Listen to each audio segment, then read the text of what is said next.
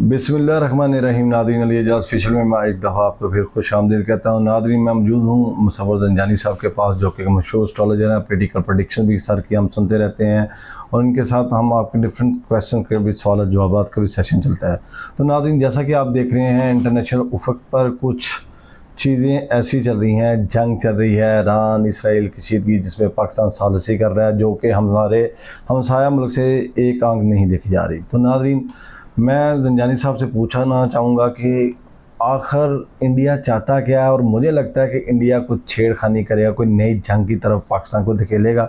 तो चलते हैं सर से पूछते हैं। सर अस्सलाम वालेकुम। सर वालेकुम अस्सलाम। सर, जैसा कि आपको पता है, पाकिस्तान का इस दफ़ा सतारा काफ़ी हाई है। पाकिस्तान सालसी का किरदार अदा कर रहा है। इस्लामाबाद में टॉक्स चल रही हैं, तो हमारा जो हमसाया है उसको सर ये सूट नहीं कर रही चीज़ें।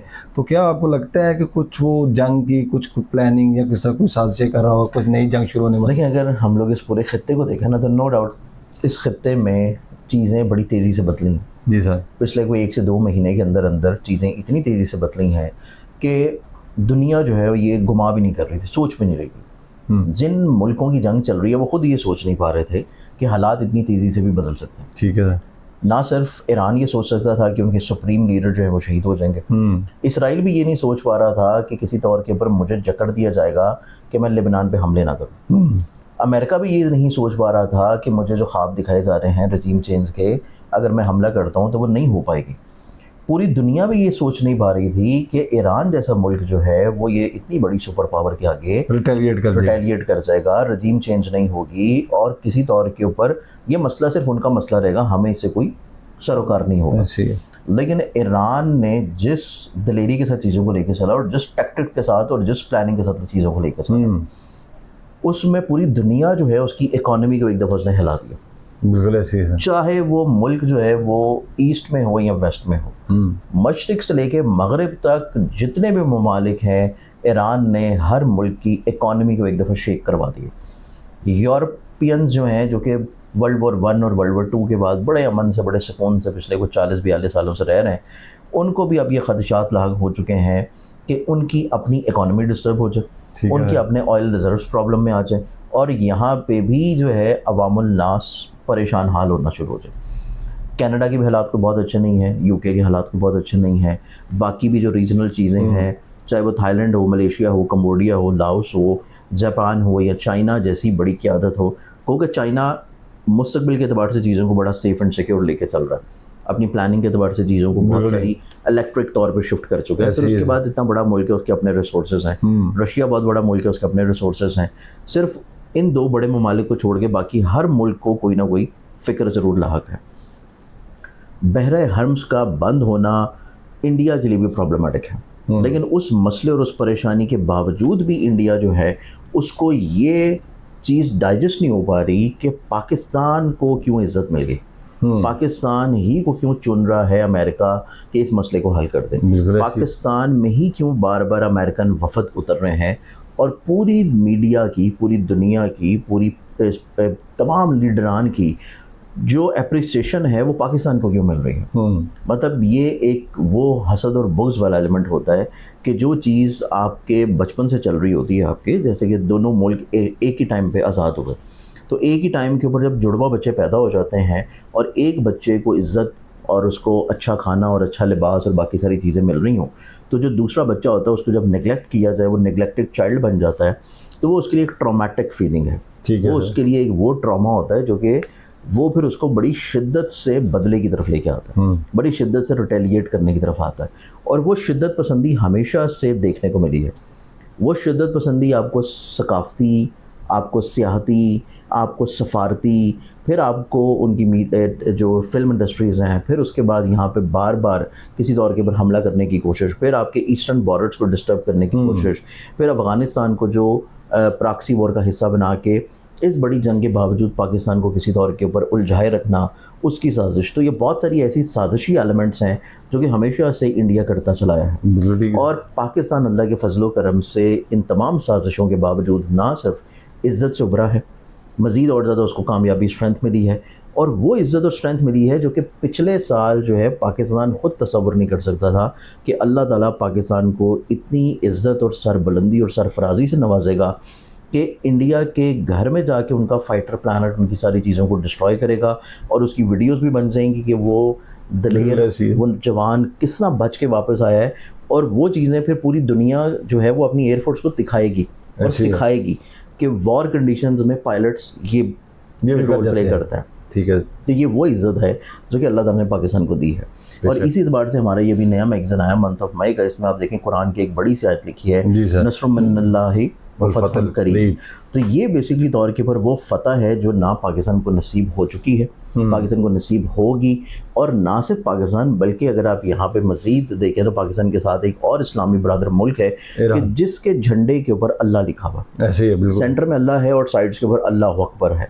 तो बेसिकली तौर के ऊपर वो मुल्क कि जिसके झंडे पे अल्लाह लिखा हो और जिसके आइन में ये लिखा हो कि हम इस मुल्क की सिर्फ रखवाली हिफाजत कर रहे हैं, ये मुल्क जो है सौंप दिया जाएगा जब भी ज़हूर इमाम मेहदी अलैहिस्सलाम होगा, तो मौला के ज़हूर के बाद ये मुल्क उनको सौंप दिया जाएगा। तो इस तरह का शिक जो है वो आइन में होना, तो आप उनकी कोर बिलीव्स को किसी तौर पे देख सकते हैं। अब रही बात इंडिया की, तो नो डाउट इंडिया को ये चीज़ किसी भी तौर पे डाइजेस्ट तो होनी कोई नहीं। इंडिया ने जिस तरह इस साल के शुरू में अफ़गानिस्तान को पाकिस्तान के साथ प्रॉक्सी वॉर में शामिल करके उलझाए रखा किसी तौर पे, गो कि अल्लाह ताला ने पाकिस्तान को वहाँ पे भी इज़्ज़त दी। ऐसी है। और 32 किलोमीटर का एक इलाका जो है वो पूरा पाकिस्तान ने कॉर्डन ऑफ कर दिया, जालियाँ लगा के, कि दोबारा से यहाँ से दहशतगर्दी ना हो सके। ये चीज़ अगर हम तो देखेंगे तो पाकिस्तान की जो इज़्ज़तें अगले आने वाले टेन्योर में मिलने वाली हैं, उसमें आप सोचेंगे इंडिया का क्या हाल होगा, क्योंकि पाकिस्तान का तो एक अच्छा इज़्ज़त का दौर शुरू हो चुका है और ये 36 साल दौर है कि जिसमें पाकिस्तान आपको अगले आने वाले 10 सालों के बाद एक ऐसे मुकाम के ऊपर नज़र आएगा कि जिसमें इज़्ज़त, एक्सेप्टेबिलिटी, डोमिनेंसी तो मिल चुकी, लेकिन माशी तौर के ऊपर भी तरक्की की तरफ नज़र आएगा। अब रहा सवाल कि इंडिया की तरफ से तखरीबकारी होना, इंडिया की तरफ से चीज़ें किया जाना, जी सर, वो होंगी। और मंथ ऑफ नवंबर और दिसंबर इस साल के शुरू में, जनवरी में ये पोजीशन बनी थी जब यहाँ से अफगानिस्तान की तरफ से प्रॉक्सी वॉर स्टार्ट की गई। जी सर। मार्स और जुपिटर जो है वो अपोजिशन की नज़र में आए थे, मुकाबले की नज़र में।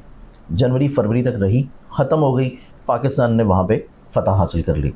यही सिनेरियो दोबारा से जाके नवंबर पे बन रहा है। तो नवंबर दिसंबर इसी साल का जो टाइम है, ईस्टर्न बॉर्डर की तरफ से, जो कि आपका कश्मीर साइड का बॉर्डर है, इस दफ़ा जो है वो उस तरफ से चीज़ की जाएगी। ठीक है। लेकिन वो बहुत शदीद नहीं होगी क्योंकि सितारों की प्लेसमेंट की बहुत शिद्दत वाली नहीं है। ठीक है। सितारों की प्लेसमेंट जो है वो निस्बतन थोड़ा सा बेहतर है। कोई बहुत खुदा न खास्ता बड़े हमले वाली या बड़ी कोई ऐसी चीज़ नहीं है कि जिसमें पाकिस्तान को कोई नुकसान पहुँचे। ठीक है। क्योंकि जुपिटर 12 साल के बाद आ रहा है अपने शर्फी पोजीशन पर। बिल्कुल ठीक है। इंडिया पाकिस्तान का चार्ट देखा जाए तो 1947 के एतबार से पाकिस्तान का असेंडेंट चेंज ज़रूर था, लेकिन पाकिस्तान के न्यू चार्ट में देखें तो दोनों का जो असेंडेंट है वो सेम है। अब चूँकि दोनों के असेंडेंट सेम है तो इस लिहाज से जो भी चीज़ें हालात चल रही होती हैं वो काफ़ी हद तक मुश्तरक होती हैं। तो इस लिहाज से पाकिस्तान के चार्ट में कतई तौर के ऊपर कोई खुदा न खास्ता कोई परेशानी वाली चीज़ नहीं है। बिल्कुल ठीक है। तकरीबकारी होगी ज़रूर, किसी तौर के ऊपर साजिशें की जाएंगी, किसी तौर के ऊपर पाकिस्तान के ख़िलाफ़ दोबारा से फिर कोई इस तरह का बाज़ार सरगर्म किया जाएगा जो कि ख़ुद से क्रिएटेड हो और उसका इल्ज़ाम पाकिस्तान के ऊपर दिया जाए। ठीक है सर। जैसे कि बहुत सारे इस तरह के माजी में इंसिडेंट्स हो चुके हैं कि चीज़ें ख़ुद से क्रिएटेड होती हैं लेकिन इल्ज़ाम स्ट्रेट अवे पाकिस्तान पर दिया जाता है। तो यही चीज़ जो है वो ईस्टर्न बॉर्डर की तरफ की जाएगी और वो भी कोई बहुत आप यूँ समझें कि स्ट्रॉन्ग नहीं होगी। एक बड़ी बहुत बड़ा ब्लंडर टाइप हो सकता है और उसका भी किसी तौर के ऊपर उनके ही खिलाफ हो जाना। ठीक है। उसमें भी पाकिस्तान को अल्लाह ताला जो है वो इज़्ज़त देगा। तो कतई तौर के ऊपर पाकिस्तान के लिए कोई करीब जो है कोई ऐसी सख्ती वाला इम्तिहान नहीं है। इंडिया की तरफ से होती रहेंगी साजिशें, लेकिन छोटे छोटे पैमाने पर, कोई बड़े पैमाने पर नहीं है और अभी फ़िल वक्त कोई बहुत बड़ी जंग भी नहीं है। जी बिल्कुल ठीक है सर। अच्छा सर, काइंडली मुझे ये बताइए, ये तो आपने बता दिया कि इंडिया तहरीबकारी छोटे छोटे वो तमाशे जो करता है जो उसके गले पड़ जाते हैं दोबारा। मुझे ये बताइए कि सर आप क्या देख रहे हैं कि इंडिया में मोदी का जो डाउनफॉल स्टार्ट हो चुका है? बिल्कुल देखें, यहाँ से ट्रंप का और वहाँ से मोदी का, ठीक है सर, दोनों का डाउनफॉल जो है वो स्टार्ट हो चुका है।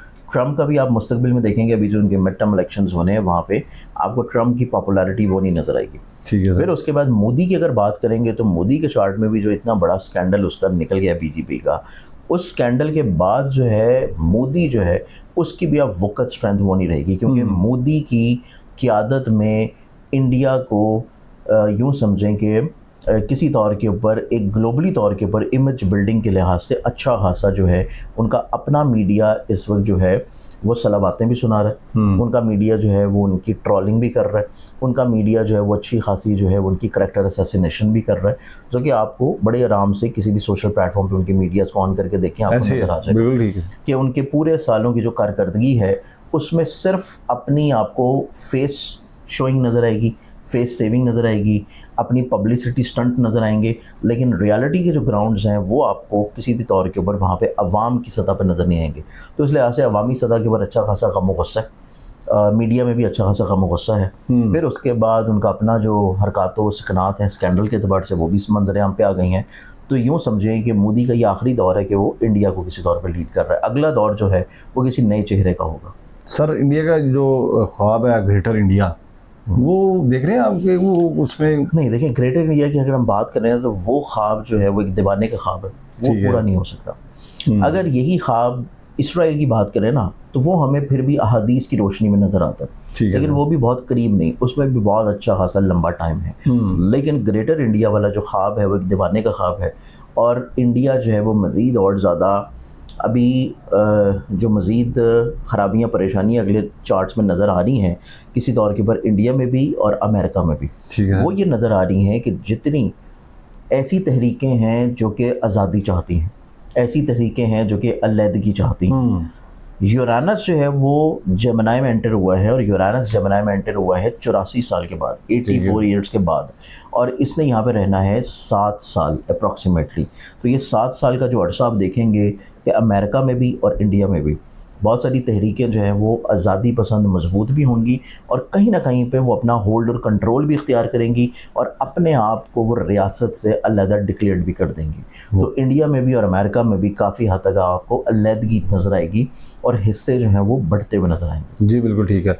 तो नाज़रीन, मैंने मुसव्वर ज़ंजानी साहब से ये पूछा कि इंडिया हमारे साथ क्या कर सकता है, जंग लड़ सकता है, जंग करने का इरादा रखता है, क्या करेगा।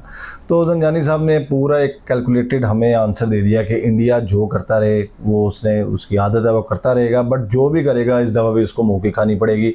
तो नाज़रीन, मिलेंगे एक नई एपिसोड में नए टॉपिक के साथ, कुछ नेशनल इंटरनेशनल हम डिस्कस करते रहेंगे ज़ंजानी साहब के साथ। मुझे दीजिए इजाज़त, अल्लाह ने के बाद, अल्लाह हाफ़िज़।